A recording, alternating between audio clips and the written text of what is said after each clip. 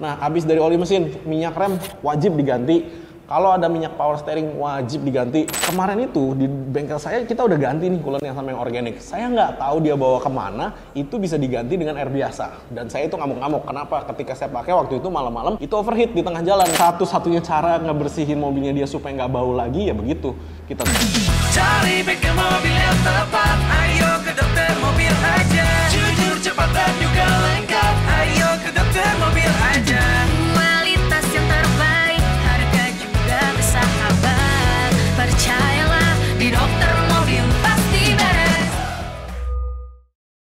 Hai Travers, balik lagi dengan saya Dokter Mobil. Di video kali ini saya akan membahas tentang apa saja sih yang harus diservis ketika Anda beli mobil second. Nah, saya lagi ada di Dokter Mobil Bekasi 2, yaitu di Jalan Narogong. Hari ini cukup ramai dan jalanan cukup macet, dan saya di sini karena nanti kita akan bikin satu video lagi dengan YouTube lain, ya kan. Nah, banyak nih kemarin yang tanya sama saya, kok kalau mau beli mobil second apa saja sih yang harus diservis gitu kan. Oke, kan saya tadi bilang nih, udah sering bilang ya, kalau Anda beli mobil second itu udah pasti Anda siapkan budget untuk servisnya ya kan, atau repairnya kan, karena udah pastilah ada repair lah. Nggak mungkin Anda beli mobil second kemudian beli mobil secondnya nggak ada repair sama sekali, itu berarti Anda lagi super beruntung gitu kan. Tapi ada bagusnya Anda budgetin supaya Anda juga sendiri juga nggak kaget. Jadi misalkan harga mobilnya 60 juta, Anda ekstra 20 juta, jadi total budget yang harus Anda siapkan 80 juta gitu loh misalnya gitu kan. Itu misalnya ya. Baik lagi kalau nggak rusak kan nggak usah di repair kan, buat apa gitu. Nah, cuman apa sih yang harus diservis? Nah, nomor satu, oli. Nah, sebelum kita servis oli, ada bagusnya kita cek kompresi dulu.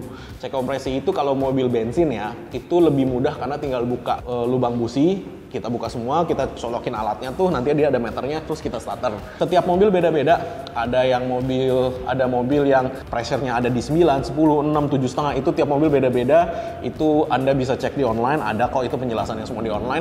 Cuman ada baiknya Anda cek itu. Kenapa? Jadi Anda tahu nih semua silindernya ini kompresinya bagus apa enggak. Kalau kompresinya berkurang sedikit, biasanya dengan engine flush aja cukup untuk mengembalikan kompresi ke semula. Cuman engine flushnya harus yang bagus.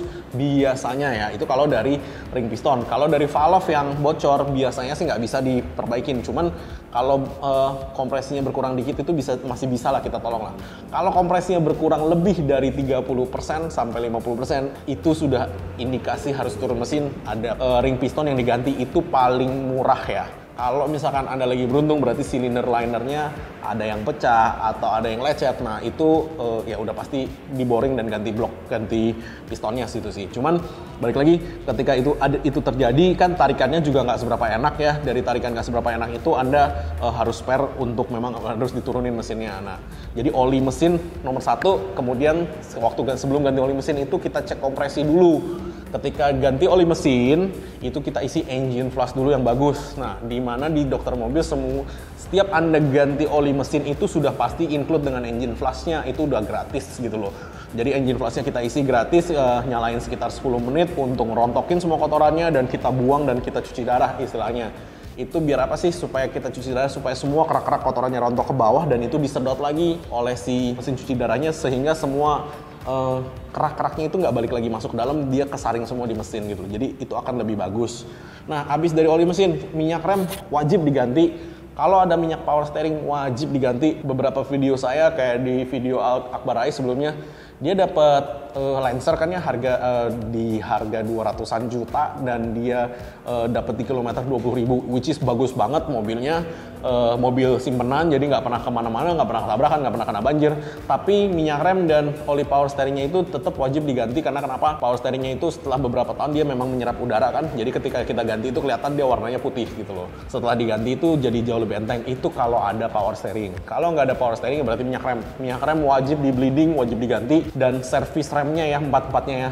Kalau disc brake-nya udah baret atau udah tipis ya diganti aja sesuai dengan budget. Kalau misalkan disc brake-nya masih bagus ya nggak usah diganti. Cuman itu wajib diservis biar kita tahu nih kondisi remnya. Nah, setelah itu transmisi, kita lihat nih Anda belinya matic atau manual. Kalau beli matic tetap ada gearbox oil namanya. Jadi di gearboxnya itu tetap ada olinya, itu juga wajib diganti.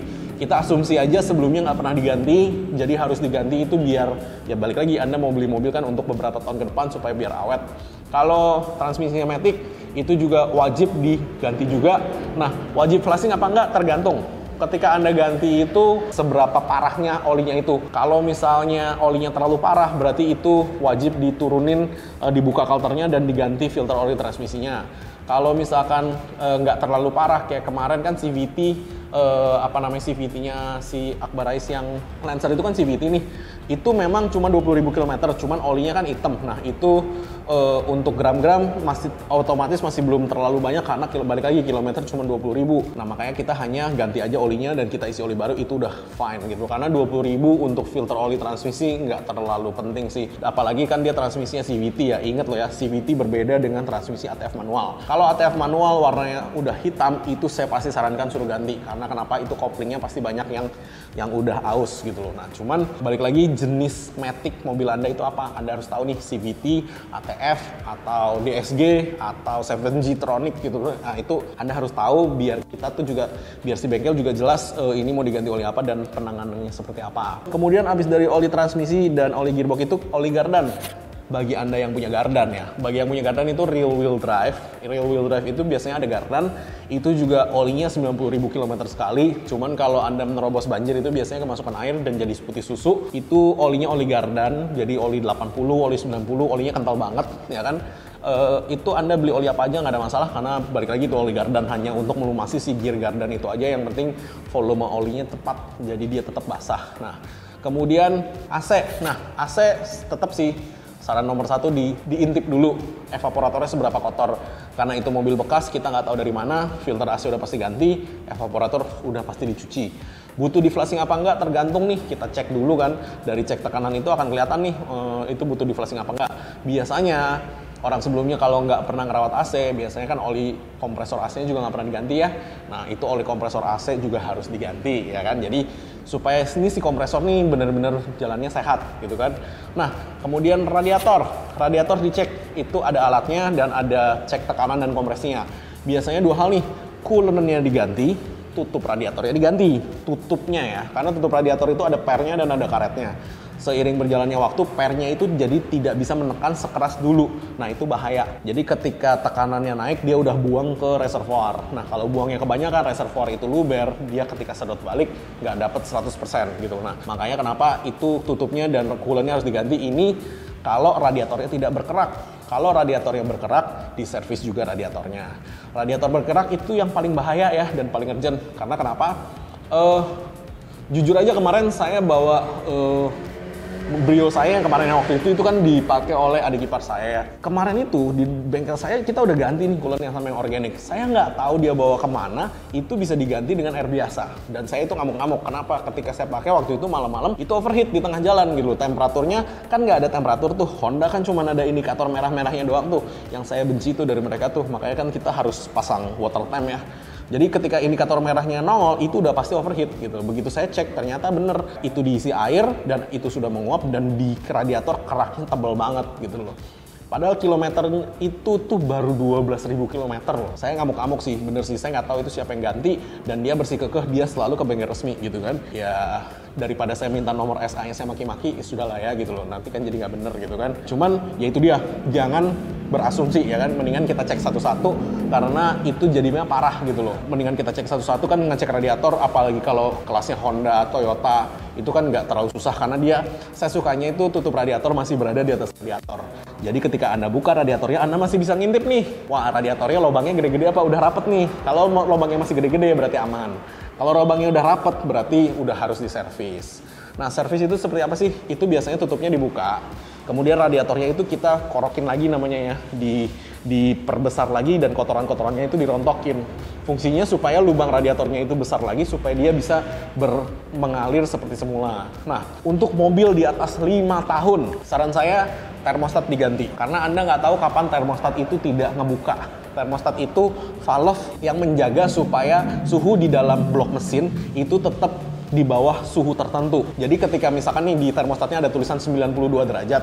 Nah, itu ketika suhu air radiator yang di engine itu 92 derajat, baru valve itu ngebuka. Baru dia ngedorong ke radiator. Nah, untuk didinginkan di radiator baru dibalikin lagi. Saran saya yang di atas 5 tahun diganti. Karena balik lagi kita nggak tahu kapan dia rusak. Ketika termostat itu rusak dia nggak mau ngebuka. Yang terjadi itu biasanya blok mesin Anda melenting gara-gara overheat. Jadi harga termostat nggak seberapa. ini penting banget dibuka dan diganti. Kita langsung asumsi aja yang di atas 5 tahun harus ganti. Memang iya sih. Jadi mobil saya pun kalau yang Avanza yang mobil legendary itu saya cabut sih termostatnya. Saya ngomong aja jujur, saya cabut termostatnya karena kenapa? Ya saya kan pakai water temp dan saya tahu gitu loh fungsi termostat. Nah kalau Anda takut, saya tidak bisa mengeneralisir semua mobil. Kalau Anda takut, Anda pasang lagi termostatnya, cuman diganti yang baru. Jangan dibuka kemudian dilihat, oh masih bagus gitu kan. Untuk menentukan termostat masih bagus apa enggak, Anda harus rebus air, colokin termometer, dan celupin termostatnya di situ.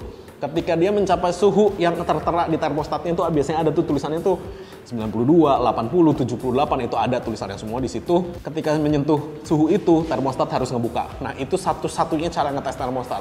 Kalau dia cuma dilihat doang, oh masih bagus Pak, itu bullshit. Kita nggak tahu caranya gimana. Nah, kalau saya di atas 5 tahun saya asumsi itu harus ganti. Kenapa? Biar Anda 5 tahun ke depan pakai udah nggak usah pusing gitu loh. Gantinya yang original ya, jangan pernah ganti yang nggak original, ntar nggak ngebuka loh itu. Karena itu penting banget gitu loh. Dan jadi tutup radiatornya dites, termostatnya dites. Nah, itu caranya. Kalau untuk interior, nah di dalam interior itu biasanya kalau habis beli mobil second nih, biasanya kan dibersihin tuh sama showroomnya ya kan, kalau Anda beli dari showroom. Kalau Anda beli dari orang biasa, biasanya mereka panggil orang untuk bersih-bersih. Satu hal yang Anda harus tahu adalah Anda buka itu karpet dasar ya, bukan hanya karpet anti dust, anti yang biasa kita cuci-cuci di tempat cuci mobil ya. Itu kan di bawahnya masih ada karpetnya tuh. Anda minta tolong teknisinya buka untuk Anda lihat kondisi di bawahnya. Jadi itu adalah salah satu-satunya cara Anda tahu apakah itu pernah kena air atau enggak. Belum tentu dia kena banjir ya. Kalau kena banjir kan kerendam nih. Bisa jadi dia bawa minuman, dia bawa makanan apa terus tumpah, terus dia ngeresap sampai bawah. Nah itu yang bisa menimbulkan karatan. Nah makanya biasanya minta tolong dibuka karpet dasarnya. Sekalian aja kalau misalkan Anda ke tempat detailing suruh buka, suruh bersihin sekalian gitu loh. Kalau misalkan Anda ke bengkel, suruh buka. Kalau saran saya sih Anda bisa pasang lapisin anti karat ya, supaya bisa jadi peredam juga dan nggak karatan juga. Itu juga salah satu opsi, cuman kalau dibersihin aja pun no problem. Tapi itu adalah satu-satunya cara Anda tahu supaya mobil ini nih nggak bawa penyakit dari sebelumnya gitu kan. Kalau soalnya saya pernah ngebersihin mobil tetangga saya, dia buka restoran soto gitu ya. Dan memang kan namanya soto kan pasti tumpah-tumpah lah ya di dalam mobil. Dan satu-satunya cara ngebersihin mobilnya dia supaya nggak bau lagi ya begitu. Kita turunin semua joknya, kita cabut karpet dasarnya, kita bersihin, karpet dasarnya ganti baru. Karena karpet dasarnya itu yang dia punya udah bertahun-tahun kena tumpahan, jadi baunya udah nggak bisa hilang. Dan karpet dasar baru pun nggak seberapa duit kok kalau Anda cek di online. Anda bisa beli bahan apa aja, otomatis ada harga, ada barang ya. Yang lebih bagus akan menjadi lebih tebal. Saran saya sih Anda ke toko sih, karena kenapa? Anda nggak tahu nih seberapa tebal bahannya gitu loh. Kalau misalkan Anda ke toko kan Anda bisa pegang dulu nih, ini yang harganya sekian, yang harganya sekian. Dan dulu saya beli karpet dasar saya untuk Avanza itu sekitar 800.000 deh. Itu dari depan sampai belakang dan bahannya tebal banget. Jadi saya suka gitu kan, makanya ketika karpet dasar yang lama udah sobek-sobek dan udah itu ya saya keluarin sekalian, saya bersihin bawahnya, saya kasih karpet dasar baru, pasang lagi dan hasilnya memang lebih nyaman lah gitu loh dan memang bersih banget.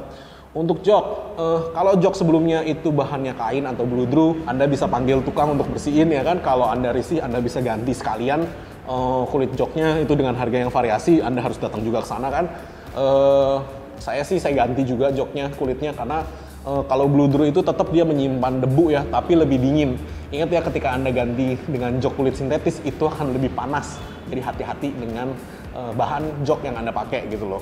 Dan kemudian karet-karet sih, karet jendela, karet-karet seal-seal pintu itu Anda perhatikan dan sebisa mungkin disemprot WD biar dia kelumas lagi gitu kan.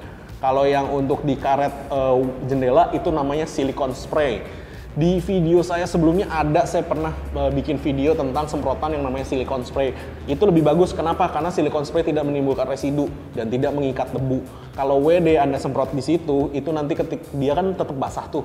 Ketika nanti Anda jalan kan kena debu nih. Nah, debunya itu kan nempel di situ tuh. Gosok, nanti akan ada lecetnya tuh. Gitu. Nah, makanya kenapa saya suruhnya silikon spray karena memang itu yang paling bagus gitu loh. Engine di tune up seperti biasa supaya tenaganya balik lagi ke normal, AC di servis, kemudian interior kita bersihkan semua dan terutama AC kita cuci. Dan kalau butuh anti karat ya di anti karat. Terus kaca film. Kaca film juga dia degradasi kan ya seiring berjalannya waktu kan ya. Anda bisa budgeting kapan Anda ke toko kaca film dan Anda di situ ada alat ukurnya. Dia seberapa jauh nih masih menolak panasnya dan radiasinya. Itu kemarin kan kita di Vikul ya sama di Solar Guard itu kan ketika kita bikin video mereka ada alatnya nih bagus banget nih. Nah Anda bisa ke bengkel dokter mobil yang memiliki alat itu gitu loh. Atau Anda langsung ke dealernya dan Anda cekin gitu loh, ini kaca film gua nih udah berapa persen sih gitu loh. Nah, itu sih nggak urgent, Anda bisa budgeting, cuman itu juga salah satu faktor kenapa yang ketika Anda di mobil itu kok berasanya panas atau kurang dingin AC-nya, nah itu juga bisa dari kaca film gitu loh. Jadi itu ditesin juga, karena memang kaca film yang dari mereka yang benar-benar 99% nolak panas itu benar-benar ajib sih, benar-benar dingin banget di dalamnya dan itu berasa sih. Nah, untuk cat-cat dan body, cat sih susah lah ya kalau Anda nggak berpengalaman lah ya kita bilang ya. Karena saya sendiri pun harus benar-benar pakai lampu dan saya benar-benar ngecekin satu-satu itu bekas cat atau enggak gitu. Karena tukang cat zaman sekarang memang jauh lebih jago gitu loh. Nah cuman saran saya sih kalau memang nggak ada masalah ya udah nggak usah dipusingin gitu loh. Anda pakai sabun cuci mobil yang bagusan dikit, mobilnya kinclong terus kok gitu loh. Dan ban, Anda cek kode produksi bannya, walaupun udah masih tebal, cuman kalau kode produksi bannya udah expired biasanya itu akan pecah-pecah. Jadi hati-hati ketika Anda mau jalan jauh. Kalau Anda jalan dalam kota aja nggak ada masalah karena kan banyak toko ban. Kalau Anda mau jalan jauh ya Anda harus perhitungkan itu gitu loh. Dan ban juga lagi banyak yang promo kan, Anda bisa beli ban gitu loh. Untuk spurring dan balancing itu wajar lah ya gitu loh setelah Anda ganti ban. Nah mungkin sekian dulu penjelasan dari saya Dokter Mobil. Thanks. Jangan lupa subscribe, like, dan komen di YouTube kami. Thanks.